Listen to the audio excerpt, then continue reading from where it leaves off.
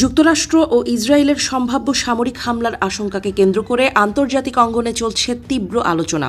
বিশ্লেষকদের মতে, যদি সত্যিই হামলা হয় তাহলে তা কেবল সামরিক সংঘর্ষেই সীমাবদ্ধ থাকবে না, বরং আঞ্চলিক রাজনীতি, নিরাপত্তা ও পারমাণবিক ভারসাম্যে বড় ধরনের পরিবর্তন আনতে পারে। বর্তমান পরিস্থিতির কেন্দ্রে রয়েছে আয়াতুল্লাহ আলী খামেনির নেতৃত্বাধীন ইরান সরকার। গত মাসে দেশটিতে ব্যাপক বিক্ষোভ দমন করতে গিয়ে হাজারো মানুষের প্রাণহানির খবর আন্তর্জাতিক মহলে উদ্বেগ সৃষ্টি করে। এর পরপরই যুক্তরাষ্ট্রের প্রেসিডেন্ট ডোনাল্ড ট্রাম্প কঠোর সতর্কবার্তা দেন। তিনি ইঙ্গিত দেন, ইরানে সহিংসতা অব্যাহত থাকলে সামরিক পদক্ষেপ নেওয়া হতে পারে। যদিও পরবর্তীতে ইরান ও যুক্তরাষ্ট্রের মধ্যে কূটনৈতিক বৈঠক হয় এবং পরিস্থিতি কিছুটা শান্ত দেখায়, তবুও সামরিক প্রস্তুতি থেমে নেই। পারস্য উপসাগর অঞ্চলে মার্কিন যুদ্ধজাহাজ ও বিমান মোতায়েনের খবর নতুন করে উত্তেজনা বাড়িয়েছে। অনেক আন্তর্জাতিক গণমাধ্যম বলছে, সম্ভাব্য হামলার পরিকল্পনা ইতোমধ্যেই প্রস্তুত থাকতে পারে। বিশ্লেষকদের মতে, হামলা হলে প্রথম লক্ষ্য হবে ইরানের পারমাণবিক স্থাপনাগুলো, কারণ দীর্ঘদিন ধরে পশ্চিমা দেশগুলো অভিযোগ করে আসছে ইরান গোপনে পারমাণবিক অস্ত্র তৈরির পথে এগোচ্ছে। তবে প্রশ্ন হচ্ছে, শুধুমাত্র বিমান হামলার মাধ্যমে কি সত্যিই সেই কর্মসূচি দীর্ঘমেয়াদে থামানো সম্ভব?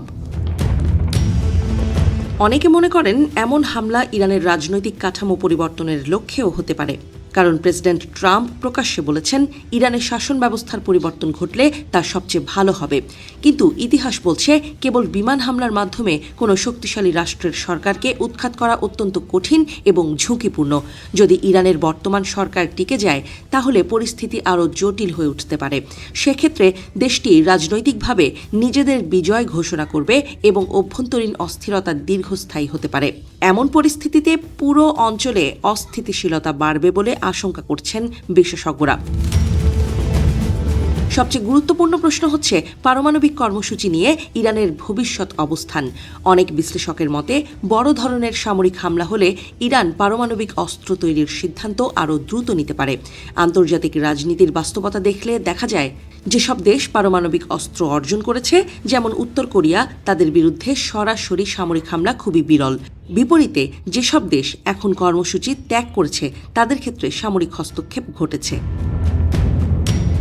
অন্যদিকে ইরানের জনগণের মনোভাবও গুরুত্বপূর্ণ ভূমিকা রাখবে। সাম্প্রতিক বিক্ষোভে দেখা গেছে, জনগণের একটি অংশ সরকারের বিরুদ্ধে ক্ষুব্ধ। তবে বাহ্যিক হামলা শুরু হলে সেই জনমত দ্রুত বদলে যেতে পারে। অতীতে সাদ্দাম হোসেন ইরানে আক্রমণ চালালে জাতীয়তাবাদী ঐক্য গড়ে উঠেছিল, যা যুদ্ধকে দীর্ঘস্থায়ী করেছিল। এদিকে যুক্তরাষ্ট্রের অভ্যন্তরীণ রাজনীতিতেও এই ইস্যু গুরুত্বপূর্ণ হয়ে উঠছে। আসন্ন মধ্যবর্তী নির্বাচনের আগে দীর্ঘমেয়াদী যুদ্ধ শুরু হলে তা প্রেসিডেন্ট ট্রাম্পের জনপ্রিয়তায় প্রভাব ফেলতে পারে।